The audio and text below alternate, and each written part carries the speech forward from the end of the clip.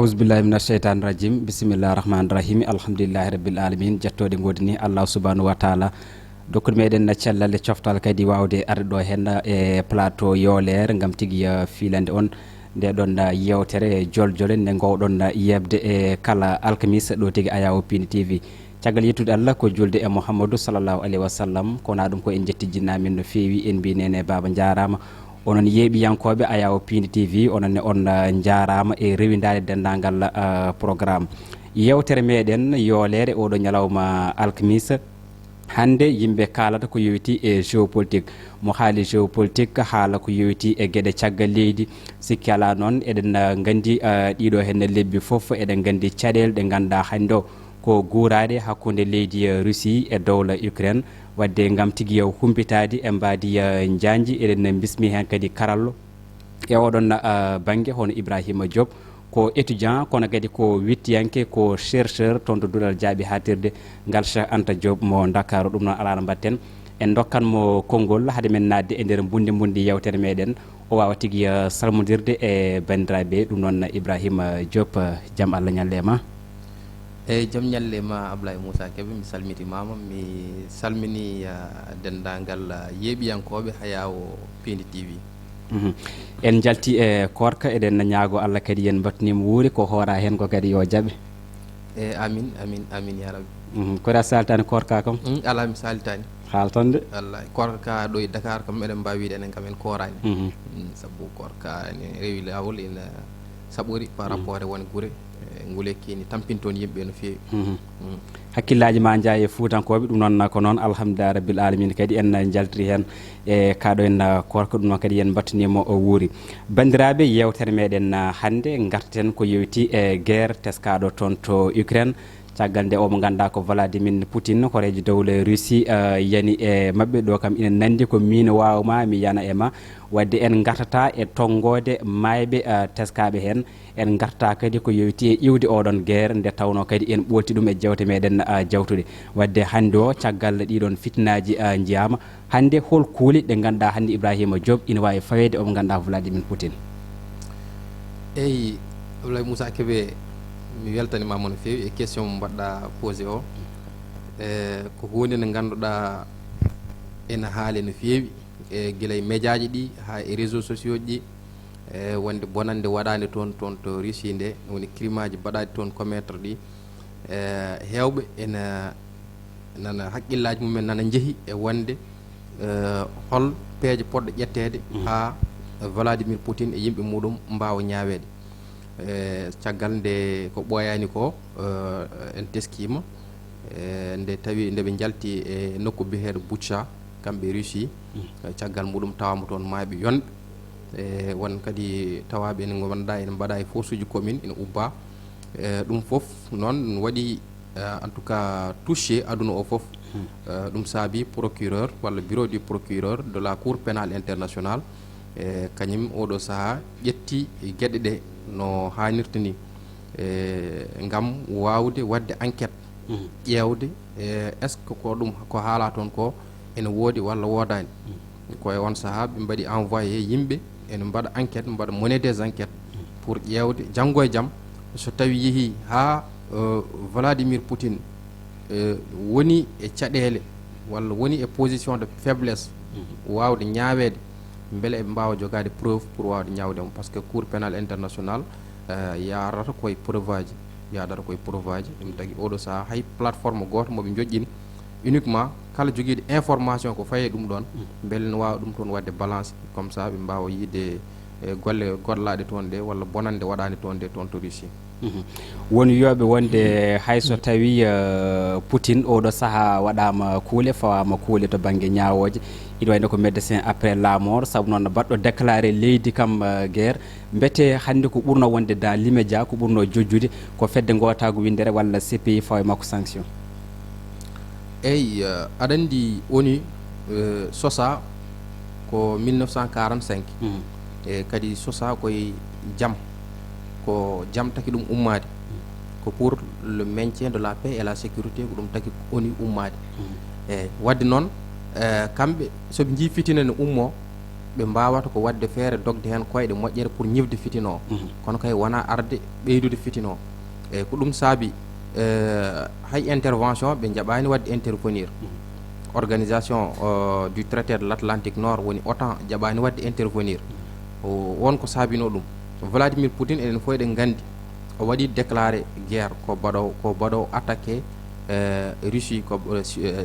Ukraine jinnomi wiide banggue est o woni Donbass c'est pas la première fois omo waɗa ɗum par ce que en 2014 o waɗi ɗum haw tetti hettere leydi wiyetede Crimée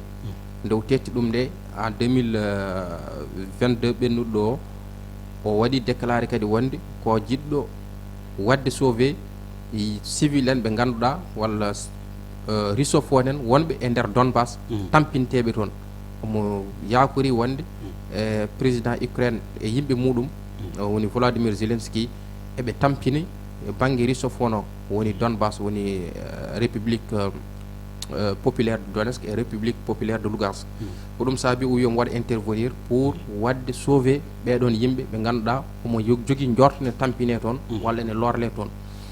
e nde waɗi déclaration o ɗon woɓe ganduɗa heeɓe mbaɗanimo prendre au sérieux cikkanno wonde ko ɗum menace tan wonno kono caggal mum en jii o ari o waɗi ko foti wadde ko o yehinni haw diwti ɗo ɗo wino ɗo par ce que caggal muɗum o waɗi attaqué ko leydi ndi foof e oɗo saaha eyyi don noon no mbiɗa ni conseil de sécurité eɗen gandi ko woni toon conseil de sécurité woni toon ko les membres permanents et les membres non permanents les membres permanents ko ɓe joyo kamɓe ɓuuri toon jogade doole e nder ɗen 5 membres permanents Russie ene jogui toon konngol eɓe jogui toon droit de veto ko ɗum saabi peeje kewɗe soɓe jiiɗi ɗum ƴettude ene tarda ene telɓa kadi eɓe jogui toon allié ji ko wayno Chine e kañumne ene jogui droit de veto ɗum saabi soɓe jiiɗi ƴettude wonɗen peeje ene telɓa noon tigui Ibrahima Diop mboɗo andi cour pénal international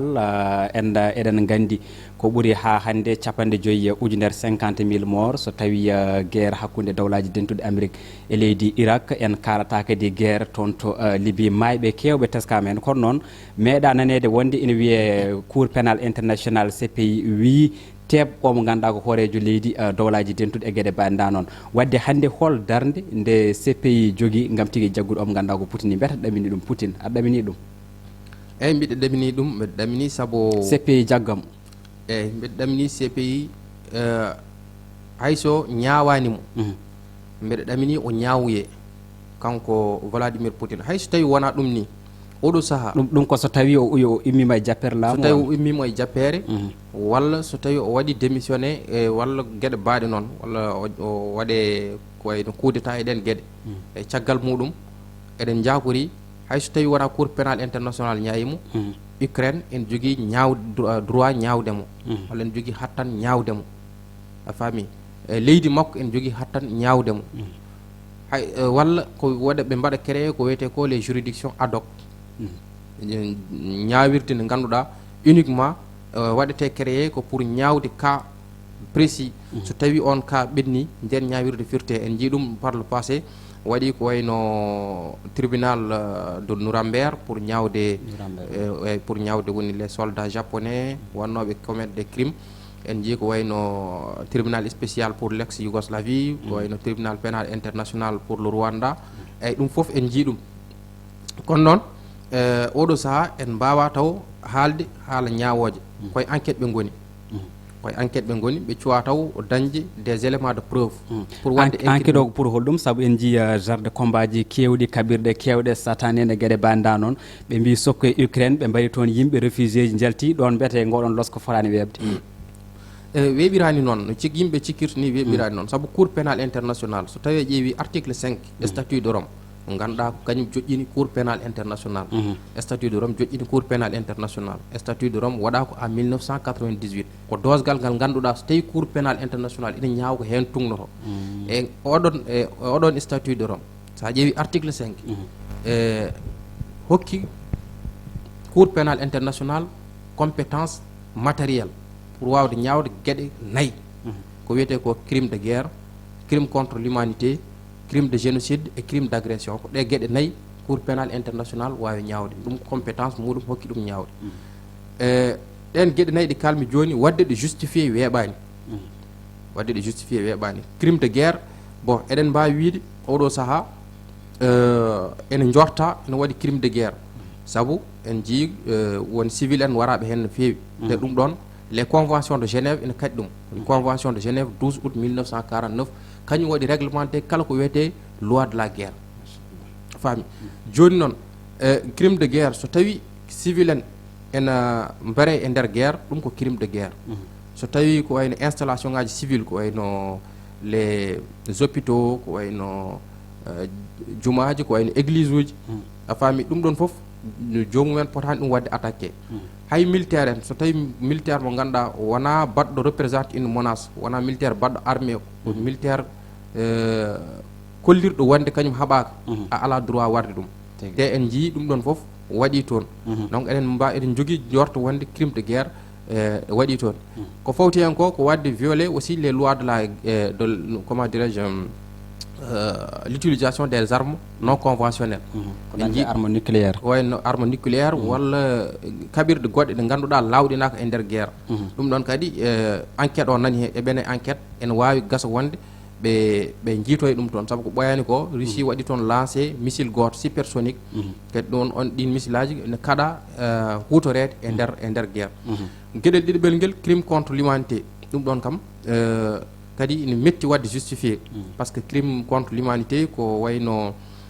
meurtre en série viol en série dewa yimɓe tan aɗa larbo aɗa wara voilà rewde yimɓe tan larbo ne wara walla ko wiyete ko déportation forcée wadde feere ha jaltina yimɓe leydi ndi taw woda kadi koye wawnere e ɗum ɗon foof enquête o ne wawi woɗoya ɗum révélé ko ɓuuri ko raɓɓide tan oɗo saaha hay États-Unis haali ko wiyete ko crime d'agression woni Russie waɗi agressé no wiyatno kadi Ukraine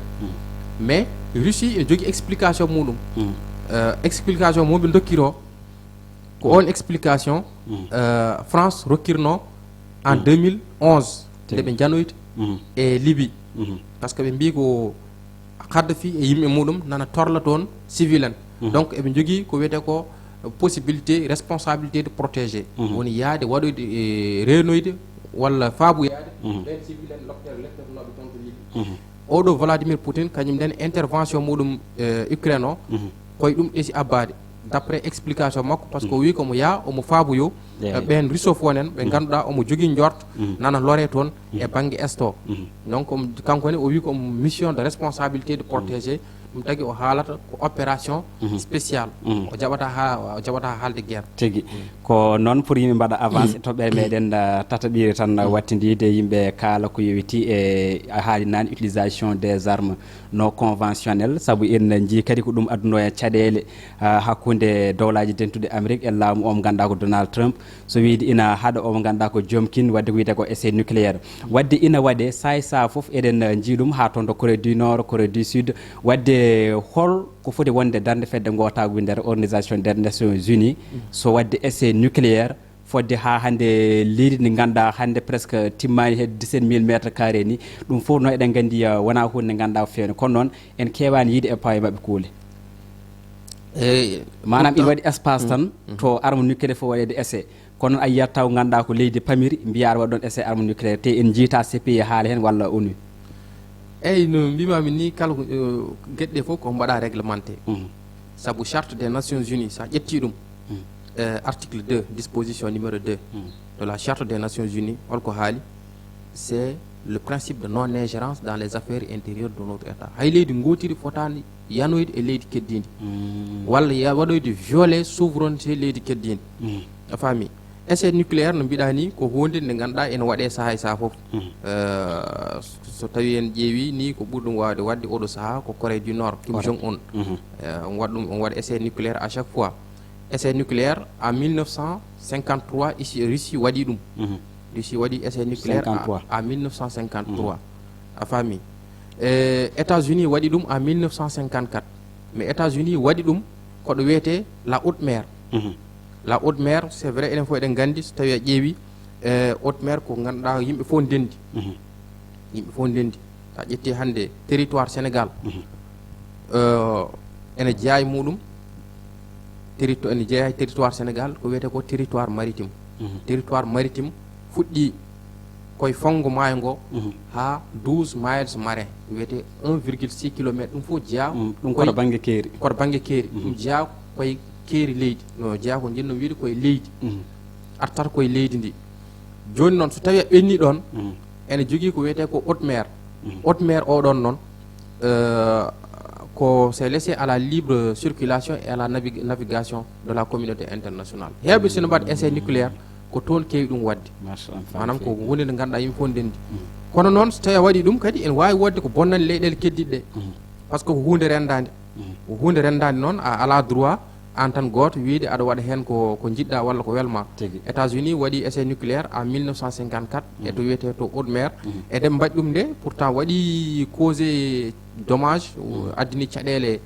batoji mo ganduɗa ko japonais en batoji pêche mabɓe woni laaɗe gawannoɗe laaɗe mabɓe gawoje ha caggal muɗum Japon waɗi porté plainte finalement ɓe mbaɗi indemnisé ɓeɗon awoɓe lorinoɓe hen